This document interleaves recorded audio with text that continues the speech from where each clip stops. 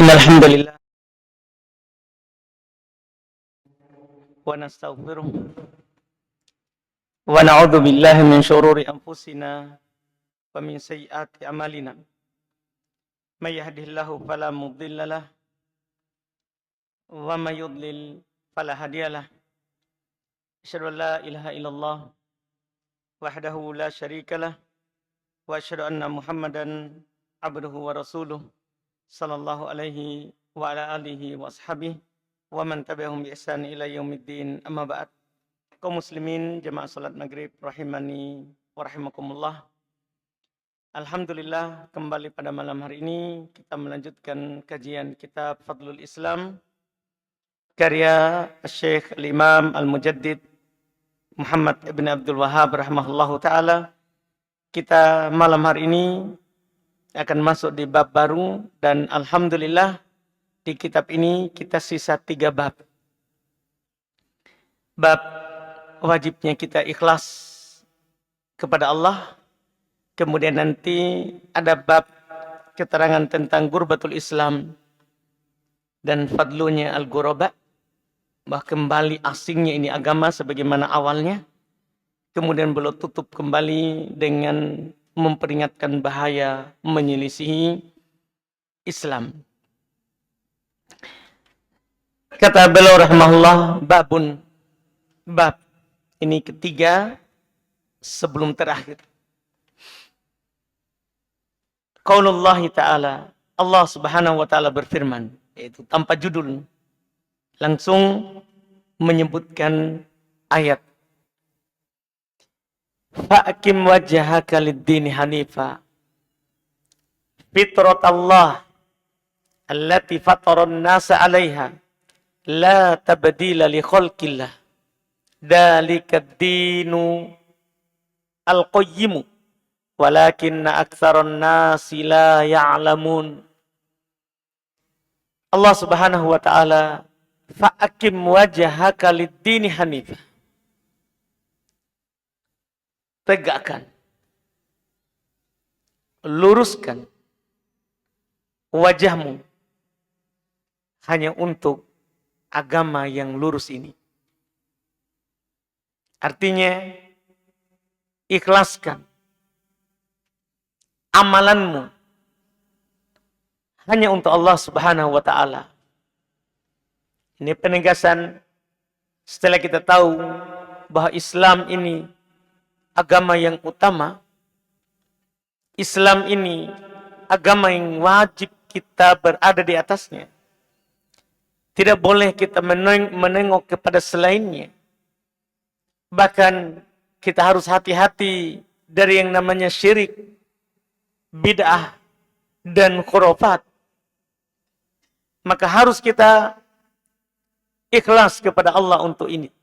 Untuk agama yang utama dan mulia ini. Kemudian Allah tegaskan fitratallah.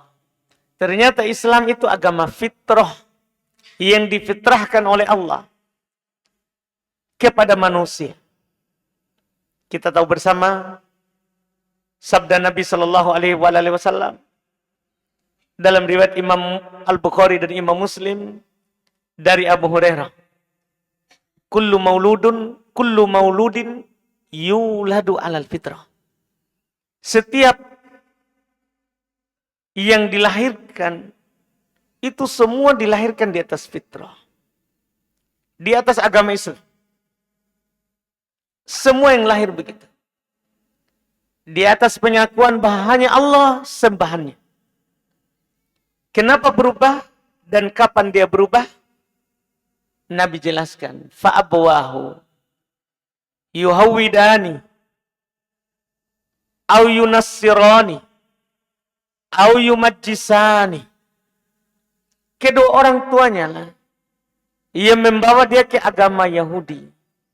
Kedua orang tuanya lah yang membawa dia ke agama Nasoro.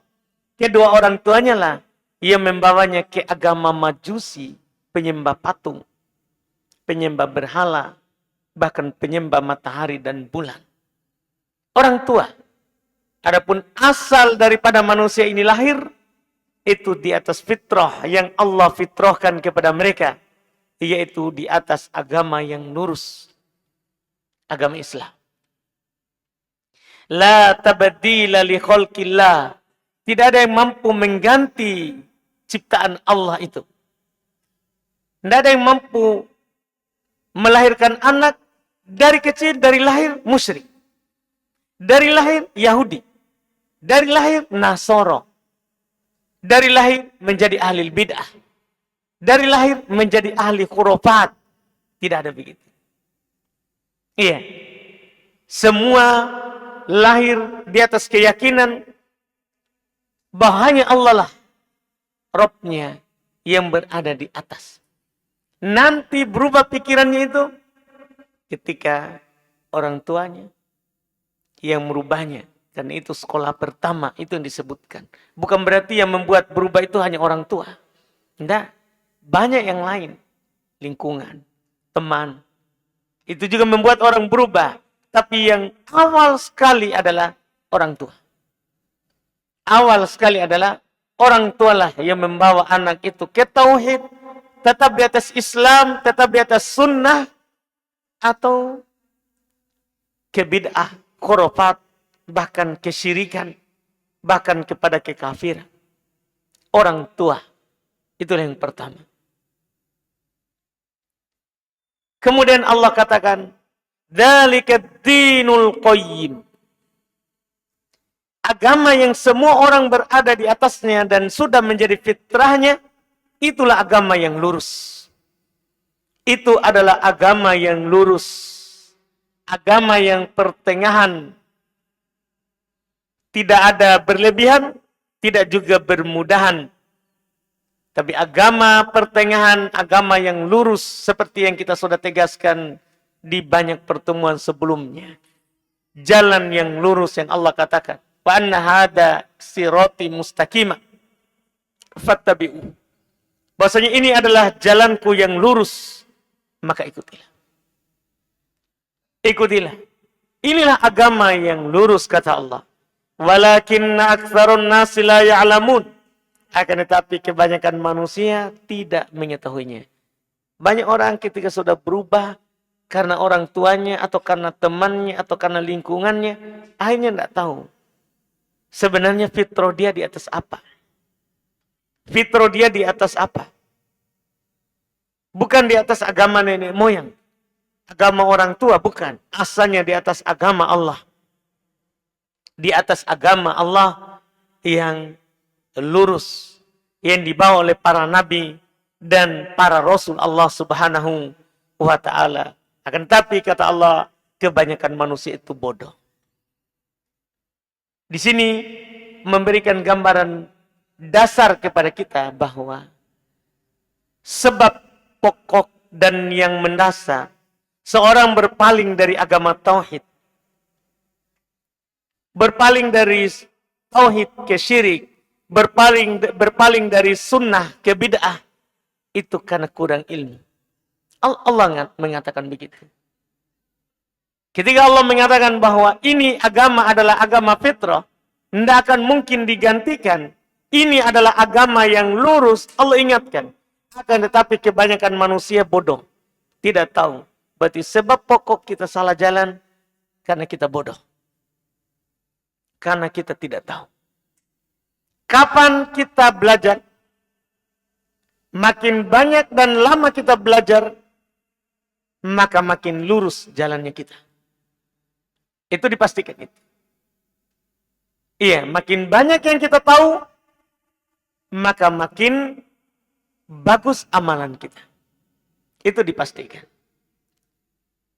Coba kita lihat para sahabat. Kenapa amalan mereka adalah amalan yang terbaik? Amalan yang langsung dijamin oleh Allah Subhanahu wa taala di dalam Al-Qur'an, radhiyallahu anhum. Allah ridho kepada mereka. Kenapa sampai ada seperti itu? Ini sahabat. Kenapa Allah ridho mereka? Karena mereka beramal di atas ilmu. Mereka beramal di atas ilmu. Mereka melakukan sesuatu karena Nabi menyampaikannya. Nabi melakukannya. Nabi membenarkannya. Dan 3 itu. Ketika Nabi sampaikan kepada mereka lewat ucapan, itu mereka pegang. Itu mereka amalkan. Nabi mempraktekkan lewat perbuatan, itu yang mereka contohi. Nabi membenarkan ada kejadian, kemudian Nabi benarkan. Itu yang mereka jadikan sebagai landasan. Makanya mereka dapat tazkiyah dari Allah. Radhiyallahu anhu wa radu'an. Allah ridho kepada mereka dan mereka juga ridho kepada Allah. Mereka juga ridho kepada Allah. Sebab pokoknya karena mereka belajar. Mereka berilmu. Mereka berilmu. Itu sebab pokoknya. Iya. Kalau seandainya mereka tidak punya ilmu, maka tidak mungkin mereka sampai diridhoi oleh Allah Subhanahu wa ta'ala, dan mereka bisa beramal sesuai dengan yang diinginkan oleh Allah dan oleh nabinya. Maka ketika seorang itu jauh dari tauhid, jauh dari sunnah, sebab dasar sebenarnya adalah kurang ilmu. Yang Allah katakan di sini. Walakinna aktsaron nasi la ya'lamun. Akan tetapi kebanyakan manusia tidak punya ilmu. Sehingga mereka salah jalan. Mereka salah dalam beramal, dalam berucap, bahkan lebih jauh dari itu, salah dalam berkeyakinan. Salah dalam berkeyakinan. Lihat musyrikin. Tadi sudah kita contohkan sahabat, bagaimana amalan mereka itu bagus. Kita contoh lagi lah musyrikin. Ketika mereka berada di atas agama Ibrahim dan berada di atas agama Ismail, mereka di atas tauhid. Tapi ketika dilupakan itu ilmu, generasi, tidak ada sambungan Nabi setelah Nabi Ismail. Anaknya Nabi Ismail tidak ada menjadi Nabi. Beda dengan anaknya Nabi Ishak. Jadi Nabi Yakub. Anaknya Yakub jadi Nabi. Pokoknya Bani Israel, keturunannya Yakub tidak putus dari Nabi. Tidak pernah putus dari Nabi. Itu dari keturunan Israel. Keturunan Yakub. Israel Yakub maksudnya. Kata Nabi, Bani Israel tasusuhumul anbiya. Keturunannya Yakub. Yakub ini kan cucunya Ibrahim. Cucunya. Anaknya Ishak. Keturunannya Yakub dipimpin oleh para nabi. Jadi generasi ke generasi pimpinannya nabi. Pimpinannya nabi. Tapi dari generasi Ismail yang tadinya di Arab tidak ada patung disembah di Ka'bah. Ismail meninggal. Lama-lama dilupakan ilmu. Muncullah. Iya. Dari penduduk Arab mulai menyembah patung. Mulailah mereka memiliki Tuhan Lata, Tuhan Uzza, Tuhan Manat. Kapan itu terjadi? Ketika dilupakan ilmu. Dan memang kita tarik lagi lebih jauh ke belakang. Dari Adam, itu tidak ada kesyirikan. Sampai di kaumnya Nabi Nuh. Dan masih sebelum Nabi Nuh diangkat menjadi Nabi dan Rasul, belum ada kesyirikan. Orang-orang masih bagus. Masih ada orang-orang soleh. Tapi musibah pertamanya di kaum Nabi Nuh ini. Tatkala meninggal orang soleh mereka, mereka ada yang berkata yang dibisikkan, diwaswaskan oleh syaitan. Buat patung ini orang soleh. Gambarnya. Supaya kita ingat. Supaya kita ingat. Bahwa ini orang baik. Tapi kata Ibnu Abbas. Walamma nasau al-ilma. Tatkala mereka lupa ilmu. Setan datang lagi. Setan adalah paling bersabar untuk menyesatkan manusia. Setan datang lagi ketika ilmu sudah dilupakan. Ini dulu orang-orang tua kalian tidaklah menggambar ini kecuali memberikan pengaruh. Memberikan pengaruh. Ini sebagai tempat meminta syafaat. Kalau kalian mau dekat kepada Allah, harus lewat ini. Dibisikkan begitu oleh iblis. Akhirnya mereka sembah. Diutuslah Rasul pertama, Nuh. Yang saya mau sampaikan adalah ucapan Ibnu Abbas tadi. Kapan mereka syirik? Ibnu Abbas bilang, tatkala mereka lupa ilmu. Lupa ilmu. Setelah itu kita perhatikan saja di sekitar kita. Pelaku syirik. Tidak ada yang punya ilmu. Kalau dia menyembah selain Allah, itu karena kebodohan. Dipastikan itu. Karena kebodohan. Dipastikan. Iya. Karena tidak mungkin mereka menyembah gurunya kalau mereka tidak dibodohi. Kalau mereka tidak dibodohi. Tidak mungkin. Tapi ketika gurunya, seandainya gurunya menyampaikan ilmu bahwa tidak boleh syirik. Kita sebagai umat Islam, Nabi telah berwasiat, tidak boleh sembah kubur.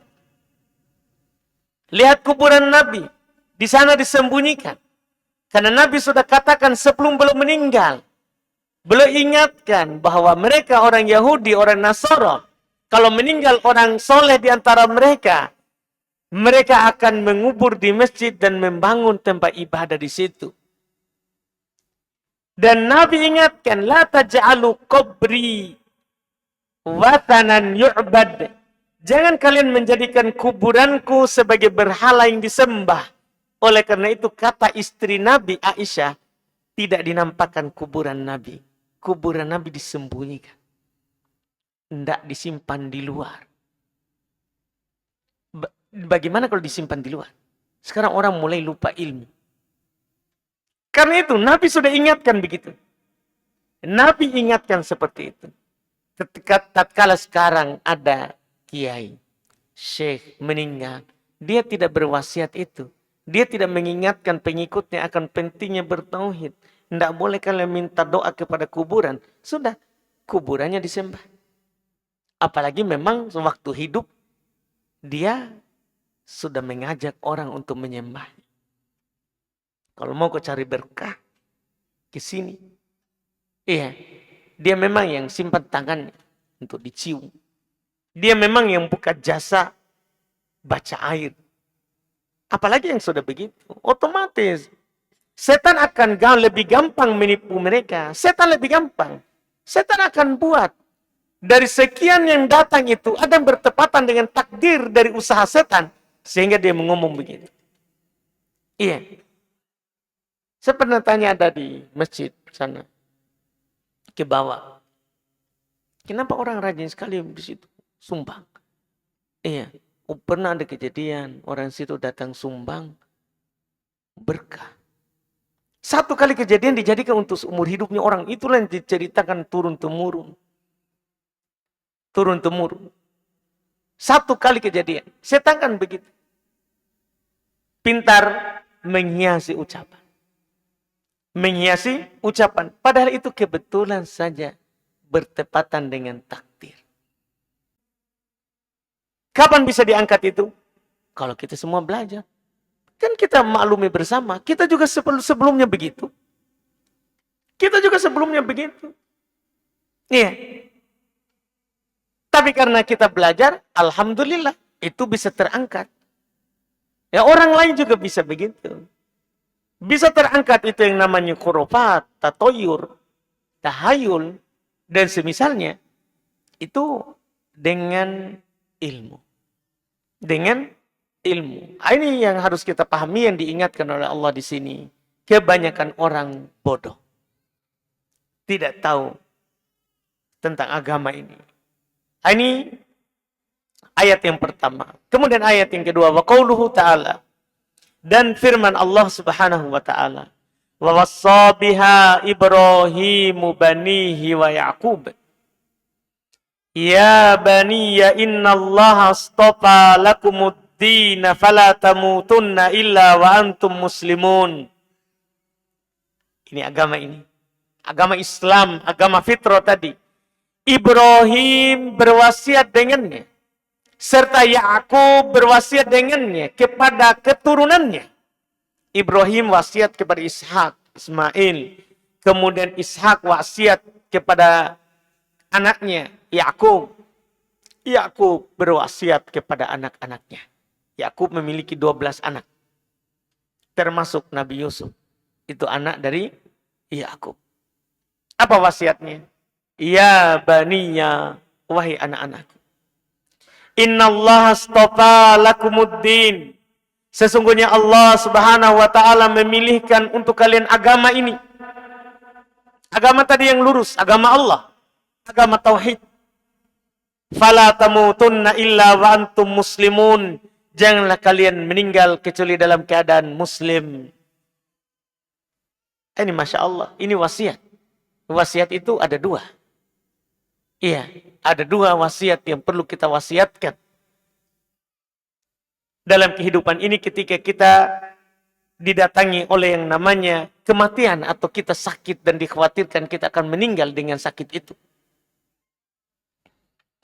Wasiat pertama terkait dengan al-mal, harta. Kalau dikhawatirkan, kita takutkan ketika kita punya harta dan anak keturunan kita tidak mampu mengatur itu harta atau tidak bisa adil dalam membagi hartanya, maka boleh kita berwasiat terkait dengan harta kita. Maksudnya bukan wasiat untuk ahli waris. Kita boleh wasiat untuk selain ahli waris. Misalnya kita punya saudara. Tolong kalau saya meninggal, bagikan harta anak-anak. Karena untuk ahli waris tidak boleh kita berwasiat. Ahli waris tidak boleh kita berwasiat untuknya. Kata Nabi, la wasiat li waris. Kalau terkait dengan harta, tidak ada wasiat untuk ahli waris. Banyak masalah karena orang menyelisih syariat dalam hal ini. Dia pergi wasiat untuk anaknya. Saya meninggal, rumah sana untuk anak sini, rumah. Tidak boleh berwasiat untuk ahli waris. Biar saja mereka bagi. Kalau memang dikhawatirkan anak ahli waris bukan diwasiatkan, tapi memang dihibahkan. Dibagikan waktu kita hidup. Itu namanya hibah. Adapun warisan, tidak boleh kita berwasiat. Tapi kita boleh berwasiat kepada orang yang kita amanahkan. Kita takut anak-anak ini tidak bagus membagi harta. Nanti mereka akan berselisih.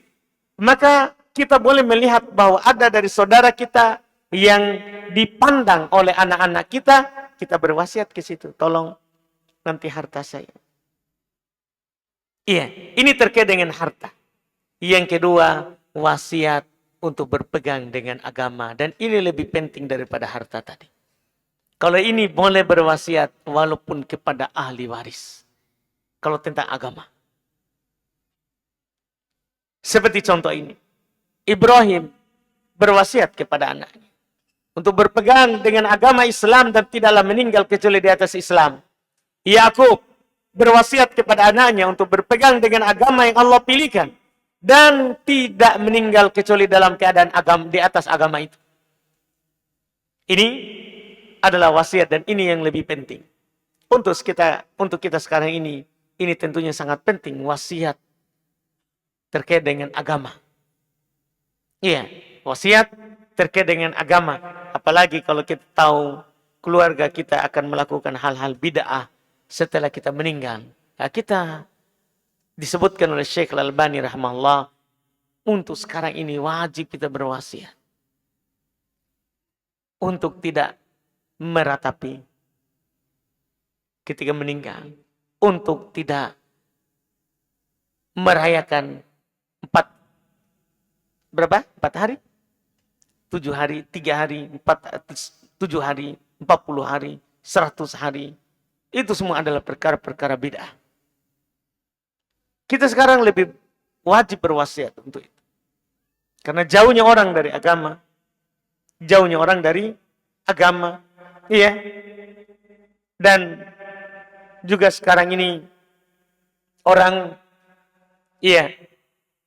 tidak terlalu peduli terhadap wasiat agama.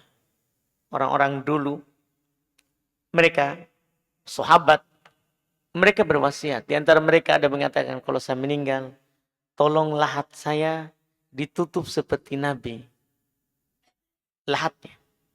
Mereka sahabat itu, orang masih dekat ke agama.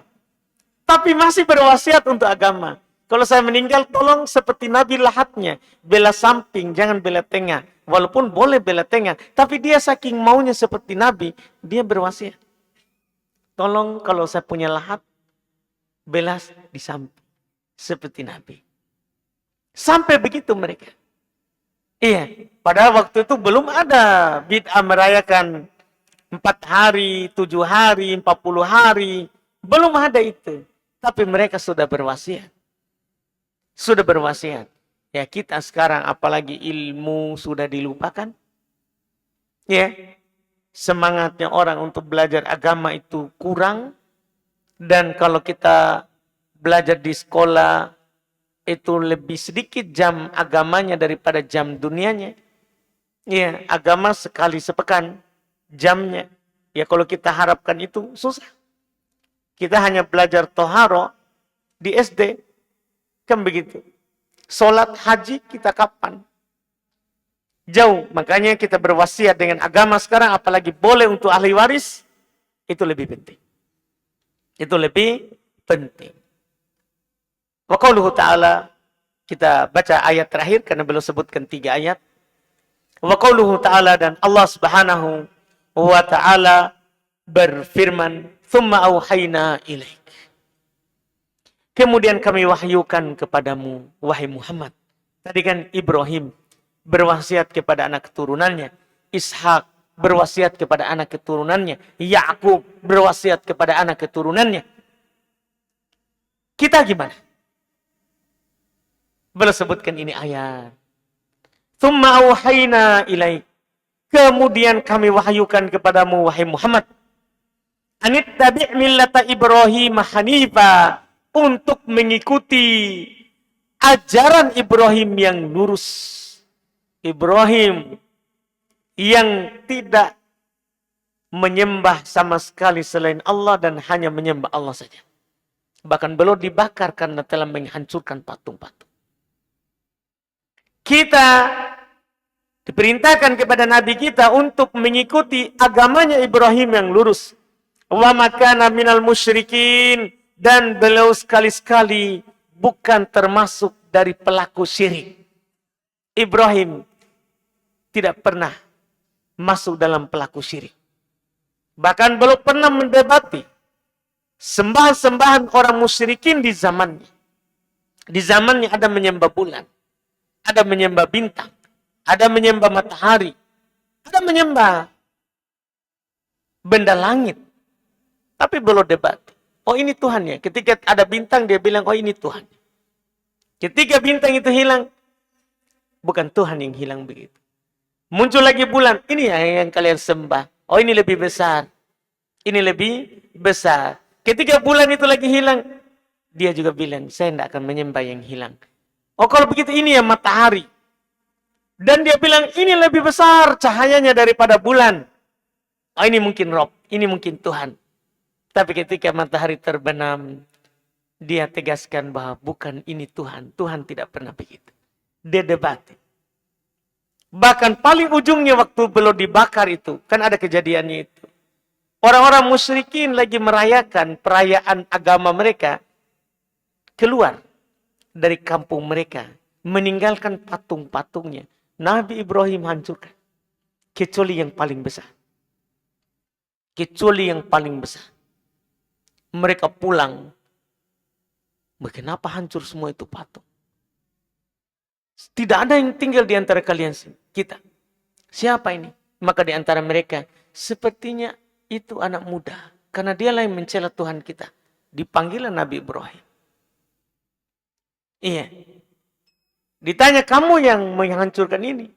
Kata Nabi Ibrahim, coba tanya itu yang besar. Coba tanya itu. Jadi itu cara belum menghujai. Menanamkan hujah. Dalil. Kepada orang-orang menyembah patung. Jadi dia bilang begitu. Coba tanya itu yang besar. Mereka mengaku. Kamu kan tahu ini tidak bisa ngomong. Maka Nabi Ibrahim bilang. Kenapa kamu sembah? Tapi karena mereka marah patungnya dihancurkan. Mereka sepakat untuk membakar Nabi Ibrahim. untuk membakar Nabi Ibrahim, dan beliau diselamatkan oleh Allah dengan dijadikan apinya menjadi dingin. Dari situlah beliau keluar dari daerah itu, karena asal beliau diutus di Irak sana. Itu asalnya Nabi Ibrahim. Kemudian dari situ karena tidak bisa lagi berdakwah, karena bapaknya saja juga pembuat patung, tidak ikut agama Nabi Ibrahim.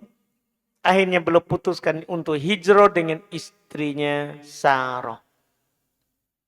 Hijrahlah ke Palestina. Nah, disitulah awal mereka tinggal di Palestina.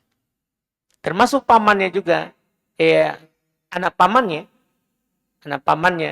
itu juga tinggal di Palestina juga daerahnya. Itu Lut. Itu kan masih keluarga. Dengan Nabi Ibrahim alaihissalatu wassalam. Nah, inilah yang kita harus diikuti. Yang kita diperintahkan untuk ikuti.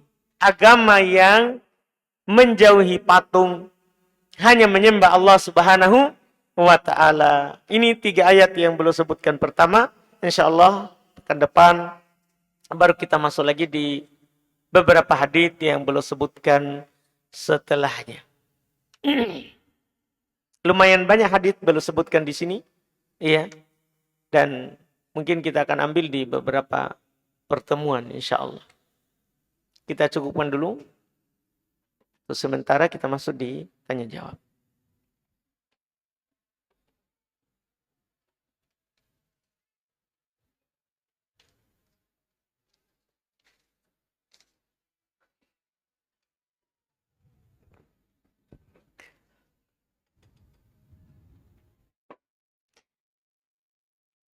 Izin bertanya Ustaz, apakah boleh istri menikah tanpa diceraikan?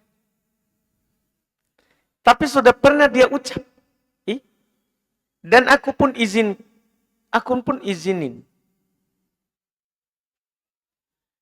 Iya, kalau ada istri menikah padahal dia belum diceraikan, itu namanya bukan lagi istri kita. Dia dengan menikah sudah putus. Itu sudah cerai otomatis tanpa diucapkan. Cerai otomatis. Dan tentunya kita katakan kepada perempuan itu, dia salah. Tidak boleh orang menikah selama masih di status istri orang.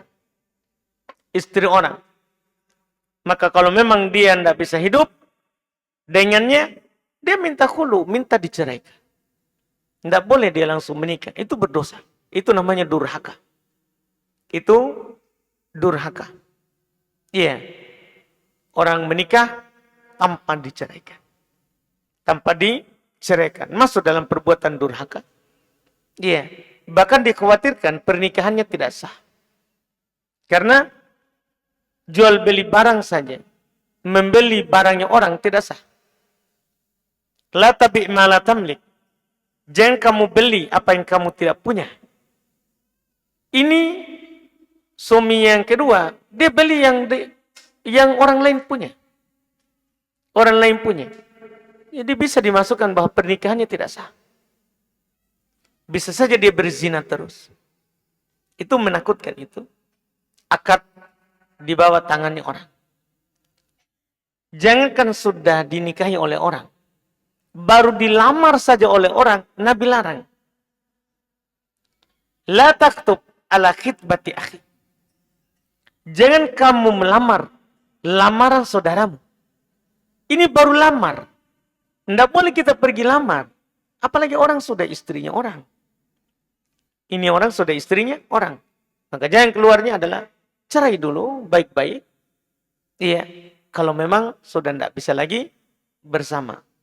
Iya, cuman di sini ada ini ucapan, tapi sudah pernah dia ucap dan aku pun izinin.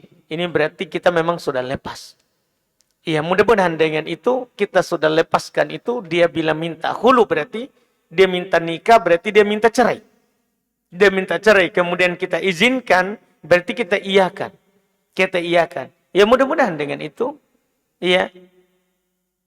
dengan diucapkan tadi itu jatuh talak dengan khulu, karena khulu itu talaknya langsung jatuh 3 ya. Hati-hati dengan khulu. Kalau perempuan minta diceraikan, itu langsung talak 3. Beda kalau laki-laki. Laki-laki itu punya talak 1, punya talak 2, dan punya talak 3. Punya talak 3. Iya. Talak 1 sama talak 2 saja, kalau dia masih tidak lanjutkan talak lagi, itu kan masing-masing talak butuh 3 kali haid. Kalau perempuan itu masih haid setiap bulan, berarti butuh 3 bulan talak pertama. Kemudian dia lanjutkan lagi talak setelah 3 bulan, 3 kali haid. Berarti masih butuh 3 bulan lagi untuk pikir. Untuk pikir. Tapi kalau minta khulu, itu langsung talak 3. Bahkan di antara para ulama ada mengatakan tidak punya iddah. Tidak ada iddahnya. Tidak perlu tunggu 3 bulan. Langsung putus. Walaupun yang benarnya dari pendapat, tetap punya iddah. Dia masih ada waktu 3 bulan. Atau 3 kali haid jika dia masih haid. Dia masih haid. Iya. Ini yang masalah hal tersebut. Jadi dengan yang disebutkan tadi mudah-mudahan itu sudah langsung memang dianggap dilepas, diceraikan. Diizinkan, maksudnya diiyakan, dia minta khulu. Ya mudah-mudahan sah nikahnya itu. Supaya tidak jatuh dalam zina. Wallahualam.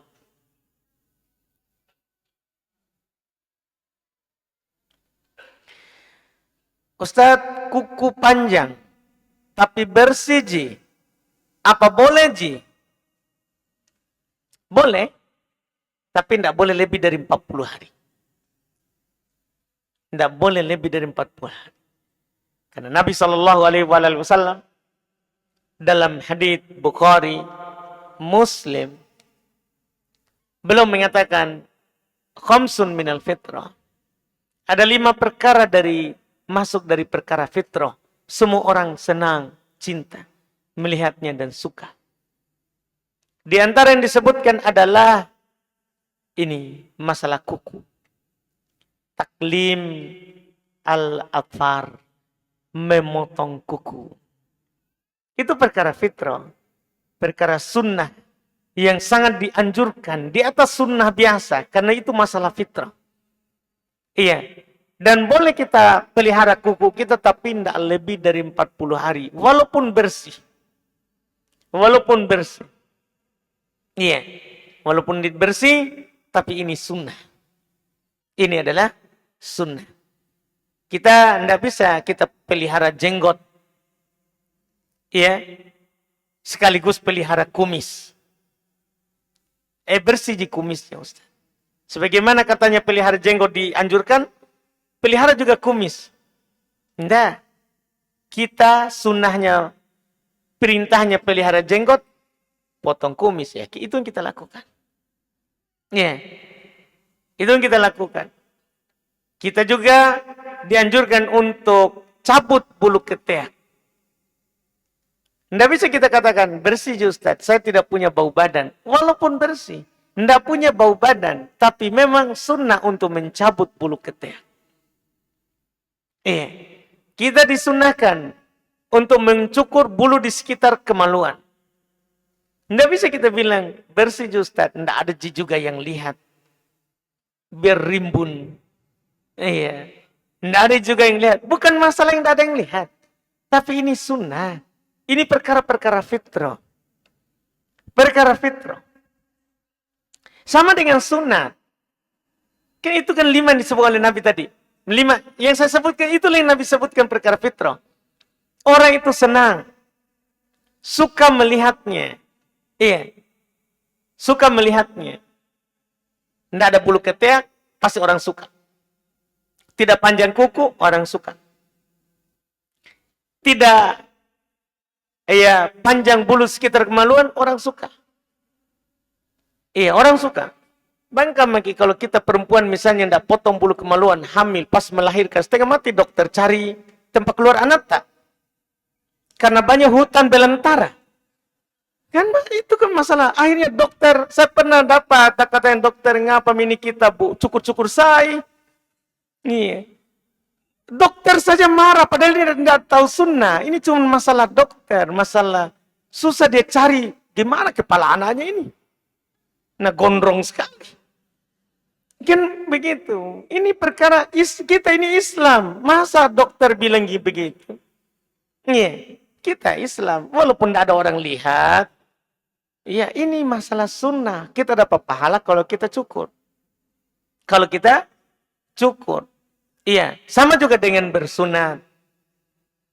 Bersunat. Itu kan masalah-masalah fitrah. Masalah fitrah.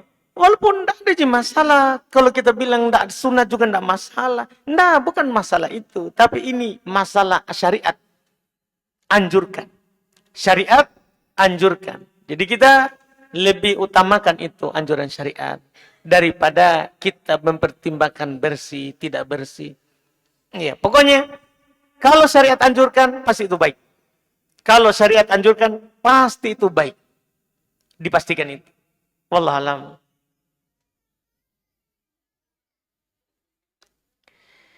Apakah anak-anak yang dari kaum Nasara meninggal yang belum balik akan masuk surga? Apakah masuk neraka? Ya, selama dia lahir di atas fitrah, surga. Karena kan di atas fitrah semuanya. Di atas fitrah semuanya. Nanti sudah balik, ya baru dihukumi. Baru dihukumi. Wallahualam. Izin bertanya Ustadz, suami saya sudah meninggal. Dan dapat harta dari orang tuanya, itu mertua. Pertanyaannya, apakah harta ini jika dijual harus dibagi rata kepada anak-anaknya? Dan apakah istri juga dapat bagian dari harta tersebut? Mohon penjelasannya Ustaz. Tidak bagi rata ya. Kalau anaknya laki-laki semua ya bagi rata. Kalau anaknya perempuan semua ya bagi rata. Tapi kalau anaknya ada laki-laki ada perempuan, maka laki-laki lebih banyak daripada perempuan. Itu aturannya. Kecuali laki-lakinya juga gugurkan haknya. Tidak apa-apa bagi rata saja. Hakku kasih adik perempuan. Kasih juga kakak perempuan. Itu tidak ada masalah. Berarti kan dia yang gugurkan haknya. Kemudian apakah istri pun juga dapat? Iya. Harta dari suami, istri dapat. Istri dapat. Iya. Kalau punya anak, maka istri dapat dari harta suami itu 1/8. 1/8. Kalau tidak punya anak, dapat 1/4. Dapat 1/4. Bisa kita baca di surah An-Nisa, bagian ayat 23 itu. Ya, bisa ayat 12 ya. Ayat 12 tentang warisan. Tentang warisan. Di situ sudah ada kejadian. Kalau meninggal suami dan punya anak, di situ sudah ada bagian. Yang jelas istri punya bagian dari harta yang ditinggal oleh suami. Wallahualam.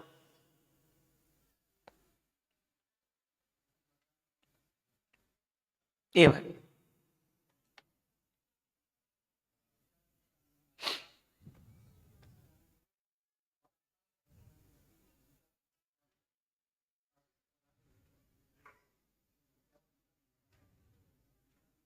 Apa kita bilang?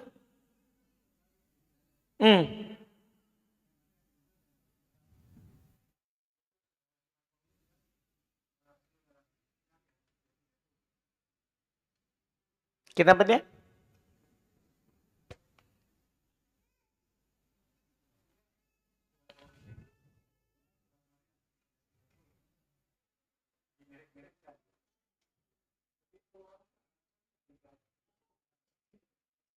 Alhamdulillah, betul lancang sekali.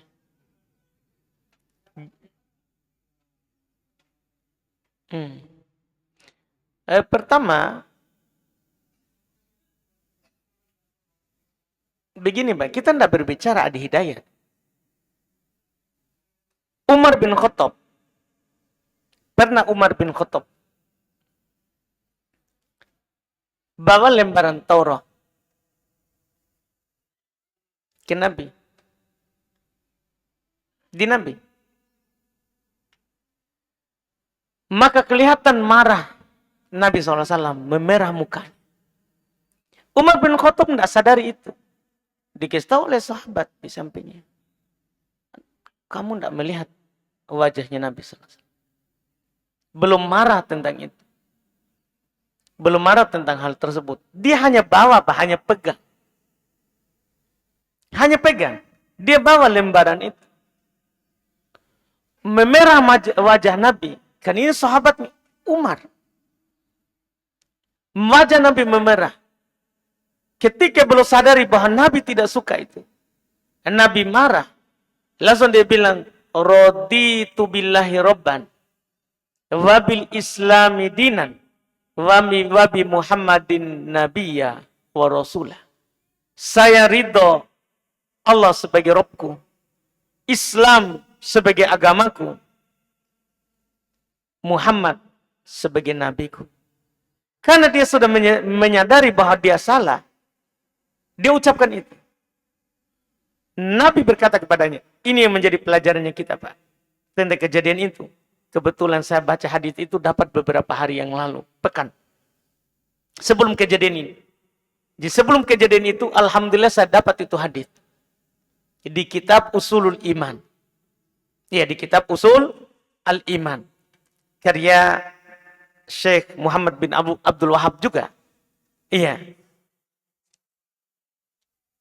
Hadis disebutkan oleh Imam Abdul Razzaq di Musannaf Abdul Razzaq jilid 6 halaman 113 nomor 1164 di nomor 1164 dinukil oleh Abdullah bin Thabit. Sekaligus saya kasih ke faedah ini, kebetulan saya juga baru dapat beberapa hari yang lalu, mumpung kita ingat pas ada kejadian itu. Saya sebenarnya baru tadi lihat videonya, ada teman Ustadz kirim. Iya. Saya baru sempat lihat tadi siang. Iya. Jadi saya langsung ingat itu hadis dan kita juga tanyakan. Jadi dinukil oleh Abdullah ibn Thabit ibn al-Harith al-Ansari. Dia bilang, dakhala Umar ala Nabi. Umar masuk kepada Nabi. Bi kitabin fihi mawadi' minat Taurah. Dengan sebuah tulisan, ada beberapa tempat di situ dari Taurah. Faqala, Umar berkata, hadhihi asabtuha ma'a rajulin min ahli kitab. Ini, tulisan ini, saya dapat bersama seorang laki-laki dari ahli kitab. A'riduha alaik. Saya mau memperlihatkan. Jadi dia mau memperlihatkan Nabi. Nah, ini Nabi ini, Pak, contoh dari Nabi. Ini orang berdiri sepanggung, mendengarkan ucapan ayatnya orang ahli kitab, terus dia pergi cocokkan dengan Quran. Dan yang masalahnya, Pak, dia baca itu ayat, qala inni Abdullahi, dia malah cocokkan dengan saya ini anak Tuhan satu-satunya. Apa hubungannya? Nggak nyambung, goblok. Iya. Orang di situ Isa mengakui saya ini hamba Allah, dia pergi bilang, dia samakan orang yang mengatakan Isa anak Tuhan. Ini kan bikin jengkel. Ya kan? Siapapun jengkel kalau orang begitu. Dia kasih cocok-cocokan yang tidak cocok. Iya. Tapi kita lihat sikap ini, Pak. Ini yang kita mau contoh. Apa sebenarnya sikap kalau ada kita dapat Taurat? Sebagai muslim ini. Sebagai muslim. Karena semua kejadian yang akan terjadi pada kita sudah ada terjadi di masa dulu, kita tinggal cari tahu saja. Karena Allah membuatnya semua kejadian itu akan mirip dengan kita supaya kita sudah punya landasan ilmu. Agama sempurna. Agama sempurna. Ini kejadiannya. Umar dapat dari seorang ahli kitab. Dia tidak baca, dia cuma mau memperlihatkan kepada Rasulullah. Kata Abdullah ibn Thabit ibn al-Harith al-Ansari, fataghayyara wajhu Rasulillah taghayyuran syadidan. Lam aromitlahu qat. Maka berubah wajah Rasulullah dengan sangat berubah. Saya tidak pernah melihat seperti itu sebelumnya. Marah. Ini orang malah perempuan lagi. Kalau kita melihat videonya itu dengan perempuan saja kita sudah jengkel. Perempuan lagi. Iya. Iya enggak, Pak? Perempuan sama perempuan. Berapa? 3, Pak. Iya. Kurang kita lihat. Kan juga saya lihat. Alhamdulillah. Jadi Nabi berubah wajahnya, kemarahannya. Faqala Abdullah bin Harith li Umar, kan Umar tidak sadari itu.